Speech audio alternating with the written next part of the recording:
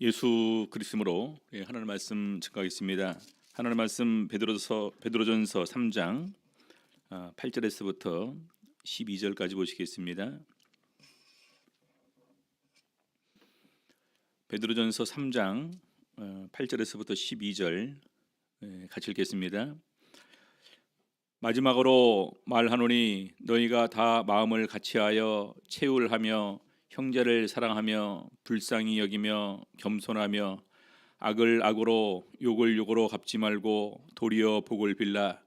이를 위하여 너희가 부르심을 입었으니 이는 복을 유업으로 받게 하려 하심이라. 그러므로 생명을 사랑하고 좋은 날 보기를 원하는 자는 혀를 금하여 악한 말을 그치며 그 입술로 괴우를 말하지 말고 악에서 떠나 선을 행하고 화평을 구하여 이를 좇으라. 주의 눈은 의인을 향하시고 그의 귀는 저희 간구에 기울이시되 주의 낯은 악행하는 자들을 향하시느니라 하였느니라. 오늘 이 시간에는 우리 10절에 있는 말씀을 근거로 해서 생명을 사랑하는 자의 삶이라는 제목으로 우리 말씀 가지고 은혜 나누는 시간 갖도록 하시겠습니다. 우리 3장 8절에 보게 되면 마지막으로 말하노니라고 되어 있는데 이것은 이 말을 끝으로 안 하겠다는 것이 아니라 이것은 강조하는 가운데에서 더욱더 이렇게 그 주의를 환기시키기 위해서 이렇게 하시는 말입니다. 저번에 우리 그 신앙생활에 영향을 주는 부분들이 결과적으로 이제 그 사회적인 관계가 있었고요. 우리 육체의 정욕이 있었고, 그 다음에 사회적인 관계, 인간적인 관계가 있었고, 그 다음에 이제 그 가정생활이다. 그래서 가정생활도 이제 자녀와 부모와의 관계, 부부간의 관계, 또 부모와 또 그 자녀와의 관계 이런 부분들이 있다고 말씀을 드렸는데 아무튼 가정생활에 가장 영향을 주는 첫 번째는 부부생활이기 때문에 남편과 아내의 이런 그 신앙 자세를 이렇게 말씀드렸습니다. 그러면서 오늘 이 시간에는 마지막으로 말하노니라고 되어 있습니다. 그래서 그런 부분에서 우리가 어떻게 바른 신앙생활을 할 것인가 라는 이런 쪽으로 이렇게 이어진다고 볼 수가 있겠죠. 그래서 어떻게 보면 이 그 8절에 있는 마지막은 그냥 네 번째라고도 볼 수 있습니다. 네 번째. 그러면서 너희가 다 마음을 같이하여 채우라며 형제를 사랑하며 불쌍히 여기며 겸손하며 이렇게 하면서 이런 부분들을 보니까 내면에 우리가 그 성품을 가꾸라라는 부분으로 이해할 수가 있는데 우리 성경에 보게 되면 이것은 다른 말로 하나님의 형상을 우리 가운데 이루어가는 것입니다. 형상. 그렇죠? 그리고 또 하나는 베드로전서에 보게 되면 신의 성품에 참여하는 자가 되게 하라 하셨다. 이 부분으로 이렇게 이해를 하시면 될 것입니다. 많은 분들이 그냥 신앙생활을 하는 가운데에서 우리 어떤 인격적인 그런 그 성장이라든지 어떤 그런 그 감성에 이런 부분을 갖다가 그냥 소홀히 하는 경우가 있는데 사실은 그렇지 않습니다. 신앙생활은 변화와 성숙이다 이렇게 얘기할 수 있어요. 성품은 변하지 않는다, 성격도 변하지 않는다라고 우리가 항상 이렇게 얘기를 합니다만 사실은 이것을 우리가 하나님의 성령의 인도하심으로 바꾸어 나가야 된다. 우리 신앙인들은 그렇게 생각을 하셔야 됩니다. 성격도 바꿀 수 있다. 그리고 개성도 바꿀 수 있다.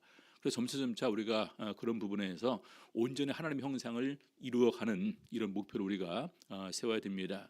우리 사도 바울은 너희 안에 그리스도의 형상이 이루기까지 다시 해산하는 수고를 하노니, 그리스도의 형상이 이루기까지 다시 해산하는 수고를 하노니, 우리 베드로 사도 같은 경우는 신의 성품에 참여하는 자가 되게 하셨는데 믿음의 덕의 지식을, 지식의 절제를, 절제의 인내를, 인내의 경건을, 경건의 형제의 우애를, 형제 우애의 사랑을 공급하라. 이것이 없는 자는 소경이다. 이것이 없는 자는 소경, 영적인 소경으로 그냥 머물러 있다라는 것입니다. 옛죄를 깨끗게 하심을 잊었느니라. 그래서 반드시 우리가 그런 부분에서 변화를 추구해야 될 것을 얘기하는데 오늘도 그래서 마지막으로 말하노니 마음을 같이하여 채우라며 이런 부분을 쭉 얘기를 하고 있습니다. 마음을 같이 한다라는 것은 우리 마음과 생각 또 더 나아가서 행동까지도 같이 한다라는 이런 의미가 있습니다. 마음을 같이 해서 뭘 할 것인가 이런 부분들이 우리가 더 나아가서 생각을 해야 될 부분이겠죠. 자, 사도행전 2장 46절입니다.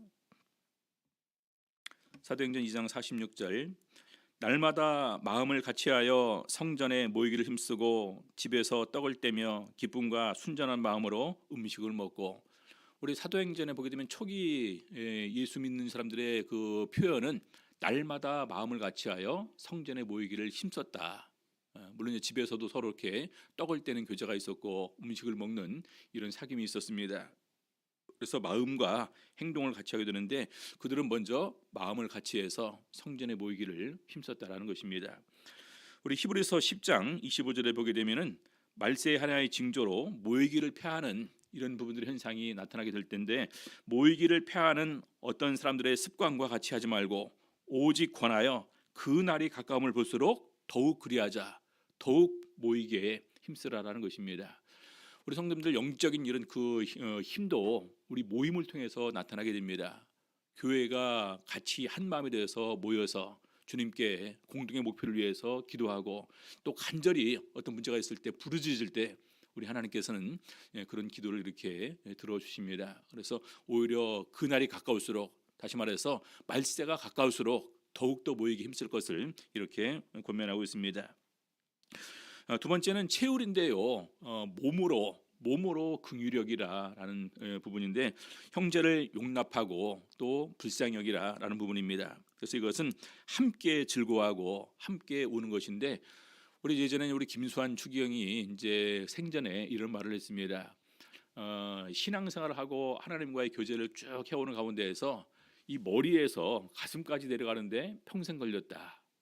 그래서 우리 신앙이 머리형 신앙이 아니라 그냥 가슴으로 이렇게 형제를 용납하고 사랑하고 받아줄 수 있는 이런 신앙까지 내려가야 된다, 이렇게 얘기를 하는 것입니다. 그래서 우리 로마서 12장 15절에 보게 되면 이렇게 얘기를 합니다. 즐거워하는 자들로 함께 즐거워하고 우는 자들로 함께 울라.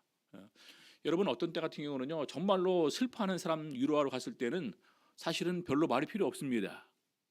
그렇죠? 우리 말로 위로가 안 될 경우가 있을 수 있지 않겠습니까? 그럴 때는 그냥 같이 꼭 끌어안고 등 두드리면서 그냥 눈물 흘려주는 것만으로 충분히 내가 할 말 다 할 수 있는데, 바로 이것이 체울인 것입니다. 자, 로마서 15장 7절 보게 되면은요, 이러므로 그리스도께서 우리를 받아라는 것은 주님께서 우리를 용납해 주셨다. 우리가 죄인임에도 불구하고 연약함에도 불구하고 심지어 원수가 되었음에도 불구하고 이런 우리를 받아주셔서 하나님께 영광을 돌리심 같이 너희도 서로 받으라라는 것입니다. 우리 사람은 보면은 내가 좋아하는 사람들은 받지만 그냥 마음에 안 들거나 또 싫은 사람이거나 원수 같은 사람을 받아들이기는 참 쉽지 않을 것입니다. 근데 예수님께서 우리를 그렇게 받아준 것처럼 우리도 서로 받아주는 가운데서 이 하나님께 영광을 돌리는 채울함이 우리에게 있어야 될 것을 얘기합니다. 자, 그다음에 보면 형제를 사랑하라. 이것은 너무나 누누이 많이 강조했기 때문에 그냥 넘어가고요. 네 번째로 불쌍히 여기라. 서로 불쌍히 여기라. 불쌍히 여기는 마음이 우리 마음속에 이렇게 생기게 되면은요, 그를 받아줄 수 있는 마음의 여지가 생깁니다. 근데 상대를 보고서 불쌍히 여기는 마음이 생기지 않으면은 참 그것이 쉽지 않아요. 최근에 우리나라도 이제 그 이혼율이 점점 높아지고 있는데, 특이한 것은 코로나 시대 때의 이혼율은 극히 적어졌다, 이렇게 얘기를 하기도 합니다. 그러니까 그것이 보니까 이제 활동을 안 하는 또 여러 가지 이제 이유도 있겠지만, 우리 많은 분들이 그런 얘기를 하거든요. 부부싸움 한 이후에 상대를 포용하고 받아들일 수 있는 그 첫 번째 그 마음의 변화가 어디냐? 상대가 불쌍한 마음이 들어가게 될 때, 그때 서로 이렇게 또 포용하고 용납해주는 마음이 이렇게 생기게 된다는 것입니다. 그래서 우리 그 성도들 간에 정말로 한 사람을 우리가 불쌍히 여기면서 받아들일 수 있다는 것은 우리 육체의 조건이 아니라 영적으로 그 사람을 바라보는 가운데에서 육체대로 알지 않고 영혼의 눈을 떠서 바라보게 될 때 우리는 그 사람을 불쌍히 여길 수가 있게 됩니다. 그래서 에베소서 4장 32절 보게 되면은요, 서로 인자하게 하며 불쌍히 여기며 서로 용서하기를 하나님이 그리스도 안에서 너희를 용서하심과 같이 하라. 우리가 그 주기도문에 올 때 항상 이러죠. 우리가 우리에게 죄진 자를 사하여 주심과 같이 우리의 죄를 사하여 주옵시고. 우리는 항상 그렇게 기도하지 않습니까? 내가 용서해 준 것처럼. 근데 사실은 그런 부분이 되지 않는 가운데에서 어떻게 우리가 주님의 용서를 우리가 구할 수가 있을 것인가? 그래서 예수님께서 우리를 용서하시고 긍휼히 여기시고 사랑으로 품어주신 것처럼 우리도 그렇게 할 것을 얘기를 하고 있습니다. 그래서 하나님이 그리스도 안에서 너희를 용서하심과 같이 하라. 우리 성도님들, 나를 제일 잘 아는 사람은 나입니다. 그렇죠? 내 하루를 이렇게 지켜보게 될 때도 정말 하나님께 앞에서 보여지는 내 모습은 어떤 모습일 것인가, 그런 모습을 보게 되면 우리는 항상 하나님 앞에 부족한 내 모습을 우리는 인정하고 고백할 수밖에 없을 것입니다. 그래서 그런 가운데서 우리가 하나님의 긍휼을 구하는 것처럼 우리들도 다른 사람을 불쌍히 여기고 품어주는 그런 마음이 필요한 것입니다. 자, 그다음에 겸손하라. 겸손, 우리 하나님께서는 교만을 제일 싫어하시죠. 그렇죠? 그래서 역시 겸손하라. 그래서 눈이 높은 것과 마음이 교만한 것과 악인의 형통한 것은 다 죄니라. 눈이 높은 것, 마음이 교만한 것. 눈이 높고 마음이 교만한 사람이 다른 사람들을 용납할 수 없고 다른 사람들을 불쌍히 여길 수가 없습니다. 그렇죠? 그래서 겸손이라는 것은 우리 인간 스스로가 나 자신의 연약함과 부족함을 인정하는 가운데서 하나님 앞에서 나를 낮추고 오히려 사람들 앞에서도 더욱더 나를 낮출 수 있는 그런 모습으로 우리가 바뀔 수가 있는 것이죠. 그다음에 여섯 번째가 복을 빌어주라라고 이렇게 얘기를 하고 있습니다. 복을 빌어주라.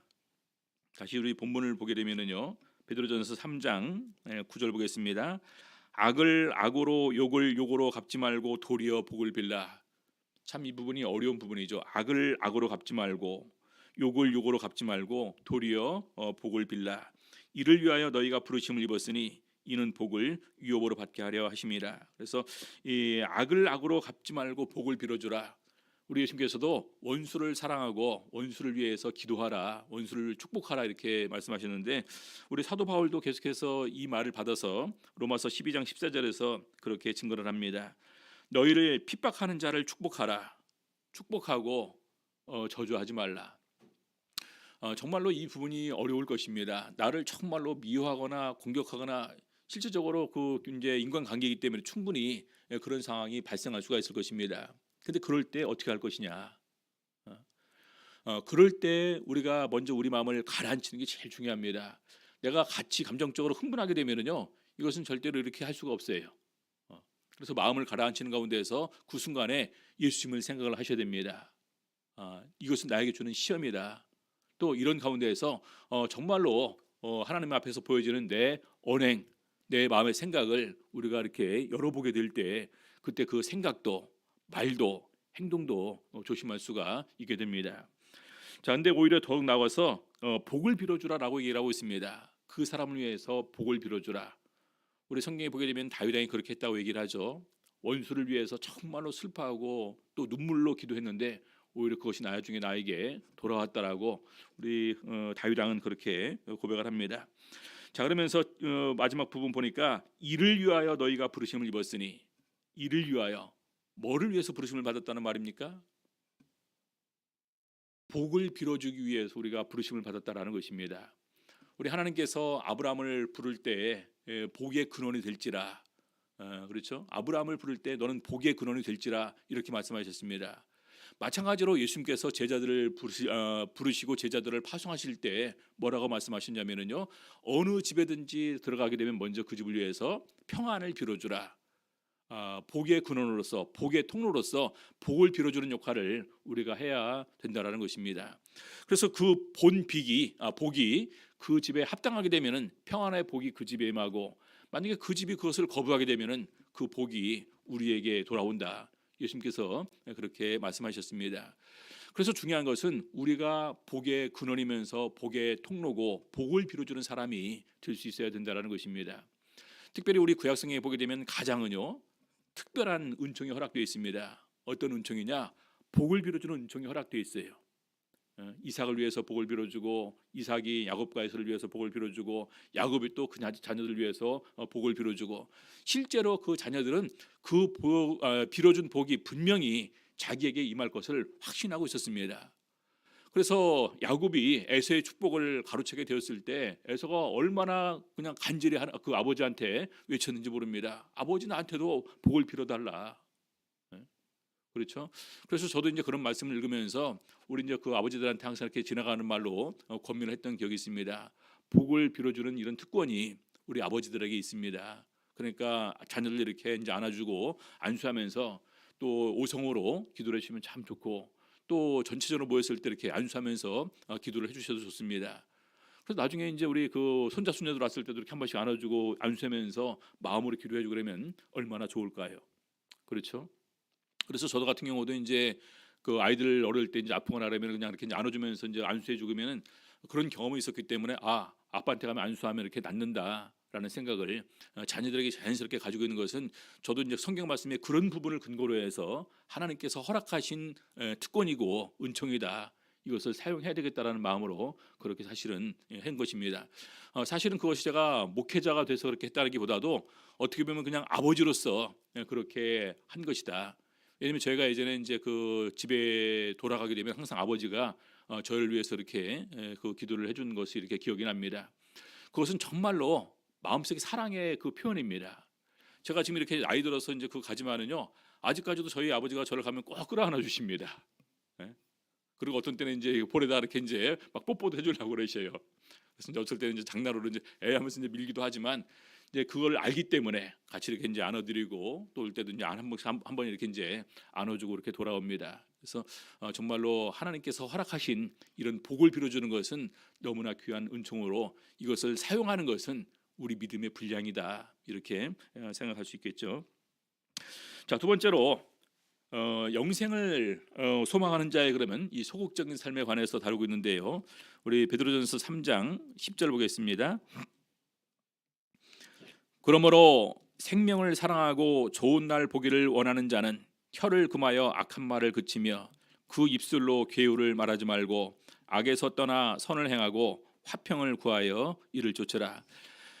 생명을 사랑하고 좋은 날 보기를 원하는 자는, 우리 이제 이것은 구약 성경에 보게 되면은요, 시편 34편에서 인용된 부분인데, 시편 34편은 배경이 그렇습니다. 다윗이 사울 왕이 죽이려고 하니까 어디로 가게 되면 블레셋 왕 아비멜렉에게 가서 이렇게 몸을 의탁을 했습니다. 그러니까 이제 블레셋에 있는 그런 그 장군들이 가만히 있을까요? 블레셋 사울은 천천히요, 다윗은 만만이다, 그러면서 수많은 블레셋 사람을 죽인 사람을 왜 받아주느냐. 그래서 이제 그런 가운데서 다윗이 생명을 보존하기 위해서 아비멜렉 왕 앞에서 미친 척을 합니다.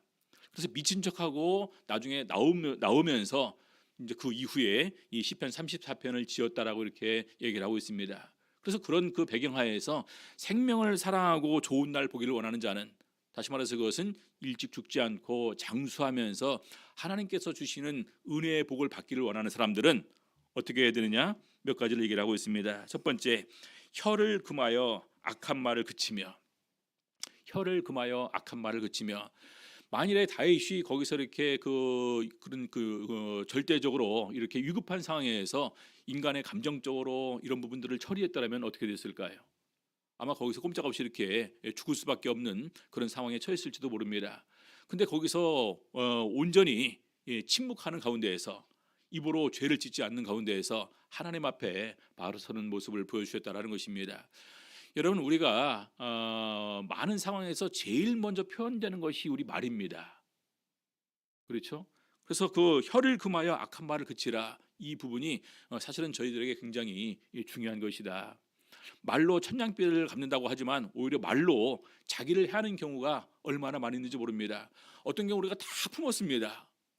근데 마지막 말 한마디로 그래 잘 되나 보자, 그냥 무심코 던진 말이지만 사실은 마지막 말에 내 마음이 표현이 된 거예요.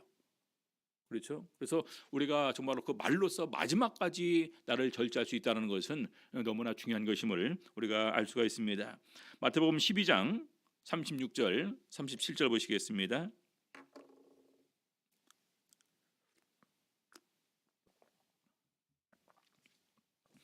마태복음 12장 36절 37절. 내가 너희에게 이르노니 사람이 무슨 무익한 말을 하든지 심판날에 이에 대하여 신문을 받으리니 네 말로 의롭다함을 받고 네 말로 정죄함을 받으리라. 심판날에 이에 대해서 신문을 받는다. 우리 말라기서에 보게 되면은요, 우리 하나님의 그 성도들이 무슨 말을 하든지 이것을 갖다가 그것을 분명히 들으시고 그의 기념책에 기록하신다 이렇게 말씀이 기록되어 있습니다. 그래서 우리 말이라는 것이 굉장히 참 중요한데 우리는 많은 순간에 너무 참 이런 부분에서 신중하지 못하게 우리들의 그 감정과 마음을 표현할 때가 많이 있다라는 것입니다. 그래서 우리 시편 기자는 그렇게 하나님 앞에서 기도를 드립니다. 시편 141편 3절 보겠습니다. 여호와여 내 입 앞에 파수꾼을 세우시고 내 입술의 문을 지키소서. 내 입 앞에 파수꾼을 세우시고 내 입술의 문을 지키소서. 그래서 바로 여기서 일단 기본적으로 감정에 치우쳐서 악한 말을 하는 부분을 먼저 이렇게 금지할 것을 얘기를 하고 있습니다. 자, 두 번째는요, 그 입술로 괴우를 말하지 말라. 괴우는 거짓입니다. 저번에 제가 이렇게 강조를 했었었죠. 우리 요한계시록 19장, 21장, 22장에 쭉 나올 때 보게 되면은 하나님의 그 거룩한 구원에 참여하지 못할 때 공통적으로 나오는 부분 중에 하나가 바로 거짓말하는 자입니다. 거짓말하는 자. 그래서 그 입술로 괴우를 말하지 말라. 자, 에베소서 4장 25절 보게 되면은요. 그런즉 거짓을 버리고 각각 그 이웃으로 더불어 참된 것을 말하라. 이는 우리가 서로 지체가 됨이니라. 그런즉 거짓을 버리고 각각 그 이웃으로 더불어 참된 것을 말하라. 이는 우리가 지체가 됩니다. 사실 우리가 아무 관계가 없어도 더욱더 참된 것을 말하고 거짓을 말하지 않아야 되는데 이제는 우리 관계가 예수 그리스도의 몸을 이루는 지체가 되었다라는 것입니다. 여러분, 형제가 진짜 우리 그 혈육에 우리냐 그 참된 그 친형이랑 친누나를 속이는 그런 삶을 살다면 얼마나 불행한 가정입니까? 그러지 않습니까? 근데 우리가 그리스도 안에서 이제는 그 한 형제 자매가 되었습니다. 몸을 이루는 지체가 되었습니다. 근데 그 지체를 갖다가 서로 속이고 이 거짓말을 한다는 것은 이것은 하나님의 은혜를 포기한 것과 다름이 없고 심지어는 이것은 우리의 구원과도 직접적으로 관계가 있는 부분입니다. 자, 그래서 그 입술로 게으를 말하지 말라. 그 다음에 악에서 떠나라. 악에서 떠나라. 로마서 12장 17절에 보게 되면은요. 아무에게도 악으로 악을 갚지 말고 모든 사람 앞에서 선한 일을 도모하라. 악에게 지지 말고 선으로 악을 이기라. 우리 성도님들, 우리가 하루를 이렇게 돌이켜 본다면은요. 좋은 일을 하는 그런 시간과 좋은 생각을 하는 시간이 더 많을까요? 아니면 악한 생각을 하거나 그 악한 일을 하는 그런 시간이 더 많을까요? 좀 그 극단적인 이렇게 구분법이기도 하겠지만 우리 성경에 보면 그런 말이 있습니다. 빨리 악으로 달려가는 발과 우리 사람이 선을 행하기보다는 악을 행하는 쪽으로 몸을 움직이는 것이 훨씬 더 빠르다라는 것입니다. 그것이 우리 인간의 본능이라는 거예요. 선한 일을 할 때는 우리가 또 많이 또 이제 그 신중하게 계획도 세웁니다. 여러 가지 부분을 고려를 하기도 합니다. 근데 악한 일을 할 때는요 그런 거 없어요. 전후좌우 살피지 않고 그냥 바로 가버리는 것이 우리 본능적인 인간의 모습임을 이렇게 얘기를 하고 있습니다. 그래서 악에서 떠나라. 생명을 사랑하고 좋은 날 보기를 원하는 자는, 다시 말해서 더욱더 우리가 영생에 참여하기를 원하는 자는 바로 악에서 떠날 것을 이렇게 얘기를 합니다. 그래서 이 악에게 지지 말고 선으로 악을 이기라. 악을 주관하는 이런 마귀와 이런 사탄에 속지 말고 오히려 우리 영적으로 승리할 것을 권면하고 있습니다. 자, 그다음에 이 영생을 소망하는 자의 적극적인 삶을 또 이어서 얘기를 하고 있습니다. 베드로전서 3장 11절입니다. 악에서 떠나 선을 행하고 화평을 구하여 이를 좇으라. 선을 행하고 화평을 구하여 이를 좇으라.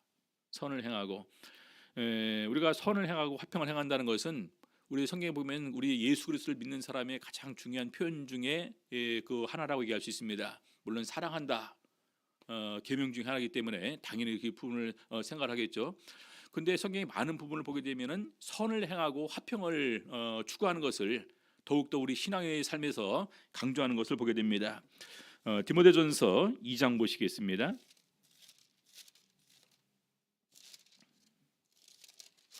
죄송합니다. 디도서 2장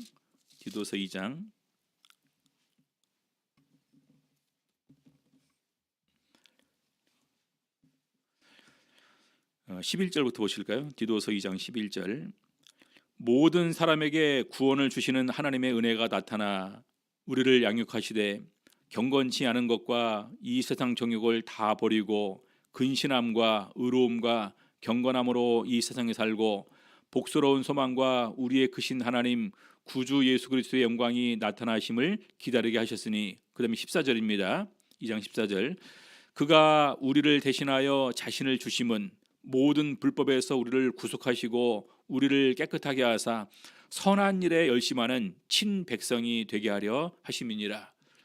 어떻게 보면은 선한 일을 강조하는 것을 보게 될 때요, 새로운 계명으로 사랑하라라는 것은 계명을 주셨지만 정말로 그런 부분에 우리 사도들이 이렇게 강조하는 것을 보게 되면은 선한 일을 굉장히 많이 강조하고 있습니다. 선한 일. 왜냐하면 우리가 선한 일은 정말로 우리 의지를 가지고 진행을 해야 되는 것입니다. 선한 일. 그렇죠? 그리고 마음에 그 뜨거운 사랑이 있게 될 때 우리가 이 선한 일을 많이 행할 수가 있습니다. 그래서 예수님께서 우리를 위해서 죽으신 가장 중요한 이유가 선한 일에 열심하는 친백성이 되게 하기 위해서 우리를 위해서 죽어주시고 우리를 불러주셨음을 이렇게 증거를 하고 있습니다. 자, 그 다음에는요, 화평을 추구하여 구하여 이를 쫓으라. 화평을. 이 화평이라는 것은 굉장히 중요합니다. 우리 예수님께서 산상수훈에서 화평케 하는 자들은 복이 있나니, 근데 뭐라고 하셨을까요? 하나님의 아들이라 일컬음을 받을 것이며, 화평케 하는 것이 그만큼 복이 있는데 바로 하나님의 아들로 일컬음을 받는다라는 것입니다. 우리 에베소서 2장 14절부터 보시겠습니다. 14절. 에베소서 2장 14절. 그는 우리의 화평이신지라 둘로 하나를 만드사 중간에 막힌 담을 하시고 원수된 것 곧 의문에 속한 계명의 율법을 자기 육체로 폐하셨으니 이는 이 둘로 자기 안에서 한 새 사람을 지어 화평하게 하시고 또 십자가로 이 둘을 한 몸으로 하나님과 화목하게 하려 하심이라. 우리 십자가 정신에 7가지 정신이 있다고 말씀드렸는데 그 중에 하나됨과 화평이 바로 이 십자가를 통해서 예수님께서 우리를 위해서 이루어진 것입니다. 그는 우리의 화평이신지라 둘로 하나를 만드사 유대인들과 이방인들을 하나로 만드셨다라는 그러한 의미입니다. 그래서 바로 자기 안에서 한 새 사람을 지어 화평하게 하시고 16절 또 십자가로 이 둘을 한 몸으로 하나님과 화목하게 하려 하심이라. 그래서 예수님께서 친히 우리를 화목하게 하시고 우리와 하나님 사이를 화목하게 해주셨다. 이것을 십자가로 이루신 것입니다. 자, 그래서 고린도전서 5장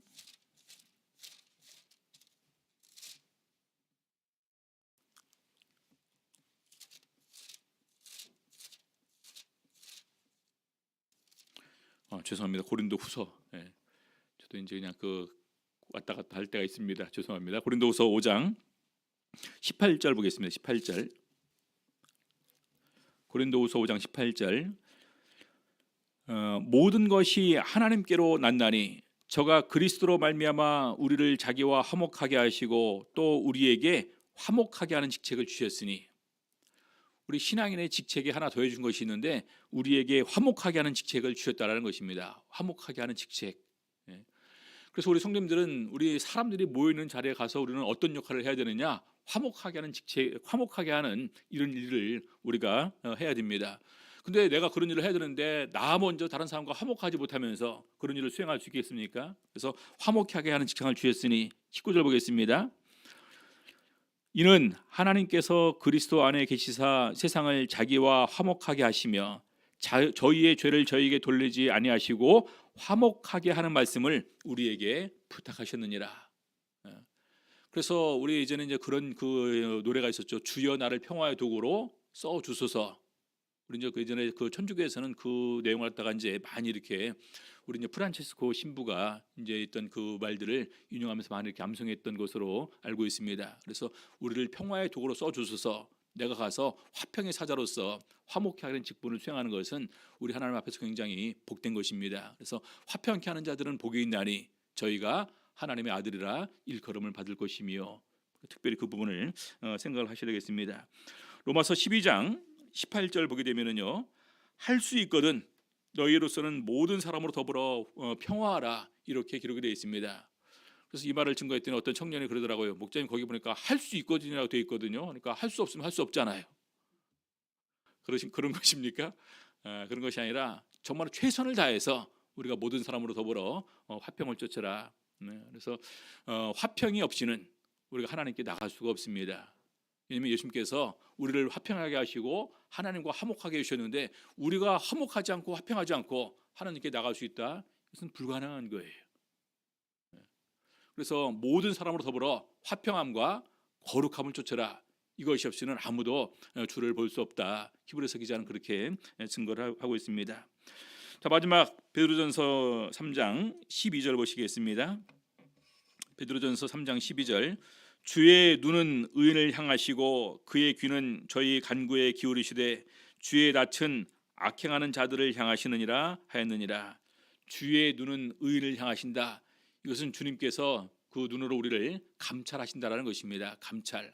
여호와 라마라는 이런 그 라인가요? 아무튼 그랬는데 이 감찰이라는 말이 제일 먼저 나오는 것이 어디서 나왔냐면은 바로 그 하갈이 살해 핍박을 받고 도망갔을 때 주의 사자가 나타나서 하갈을 부르고 다시 하갈을 집으로 돌아가라고 이렇게 얘기를 하는 가운데 이스마엘에게도 복을 주실 것을 이렇게 얘기를 합니다.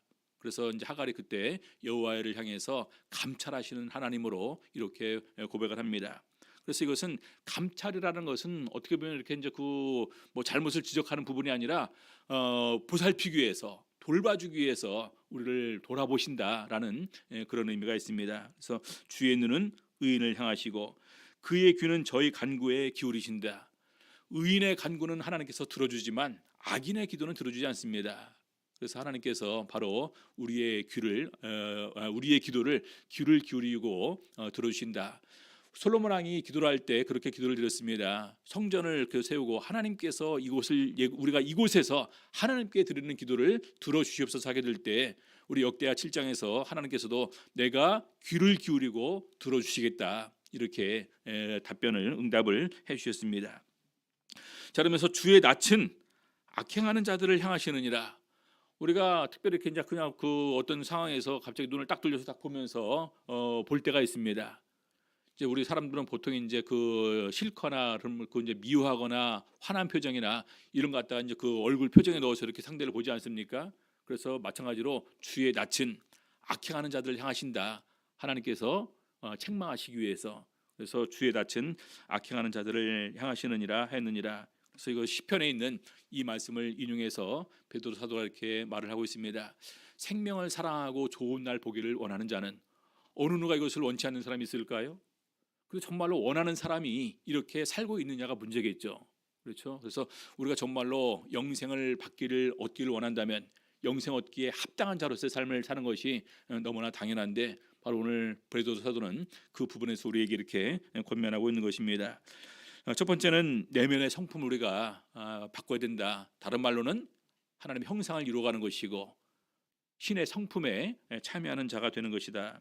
그리고 두 번째는 소극적인 그 삶에서 혀를 금하고 악한 말을 그치고 거짓말을 금하고 악에서 떠나야 된다. 적극적인 삶에서는 선을 행하고 화평을 추구하는 삶을 살게 될 때 바로 주님께서 우리를 감찰해 주시고 우리 기도를 들어주신다라는 것입니다. 그래서 저희가 세상이 전부 다 그렇게 각박해지는 가운데에서 이제는 사람도 이렇게 만나기 어려운 시대가 되었지 않습니까? 그래서 사람이 만나는 것이 이렇게 소중한 것이구나. 저번에 이제 우리 그 명절 지나고 난 그 토요일 날 이제 오후에 이제 그래도 가족들끼리 좀 모이자 해서 이제 했는데 식당으로 갈 수가 없잖아요. 그래서 그러면 하늘공원에서라도 만나서 그냥 이렇게 이제 산책하면서 할 얘기 좀 하고 그냥 저녁은 따로 가서 먹자 이렇게 했는데 그래도 뭐 했는데 이렇게 아무리 저긴데 그 식사라도 안 하고 헤어지는 건 너무나 아쉽다고 장소를 바꿔서 저쪽에 이제 기산저수지 그쪽으로 가서 이제 좀 이렇게 돌다가 와서 이제 그 형이 잘 아는 식당 완전히 이제 외부에 있는 식당이죠. 그래서 따로 테이블 들어가서 이렇게 먹고 왔습니다. 그러니까 그것이 그래도 좋았는지 형이 또 전화가 왔어요. 오늘 저녁에 이제 아까 이제 오후에 야 이번에도 시간 되면 일요일 날 그래도 식사 한번 더 하자. 예. 그래서 가만히 그걸 보니까 정말로 사람이 만날 수 있다는 것이 참 복이다. 옛날에 우리가 그런 생각 해본 적 있습니까? 얼마든지 만났었는데 그래서 만남 자체가 그렇게 소중한 건데 우리가 만났을 때 티격태격 한다는 것은 너무나 이건 안타까운 것이고 이것은 인생 낭비뿐만 아니라 이건 시간 낭비다. 그래서 정말로 있을 때 잘하고 있을 때 서로 사랑하고 있을 때 화목하게 될 때 정말 우리 하나님께서 더욱더 기뻐하시겠다 이런 생각을 같이 해봤습니다. 그래서 정말 우리 모든 성도님들이 영생 얻기에 합당한 이런 삶을 살 수 있는 이런 성도님들 다 되시고, 특별히 하나님께서 우리들의 마음과 생각을 주장하여 주시기를 예수 이름으로 원합니다. 자, 기도하시겠습니다. 기도하실 때 오늘 말씀 생각하시면서 내가 정말로 영생 얻기 합당한 사람이 될 수 있겠는가, 하나님께서 친히 인도해 주시기를 같이 간구하시겠습니다.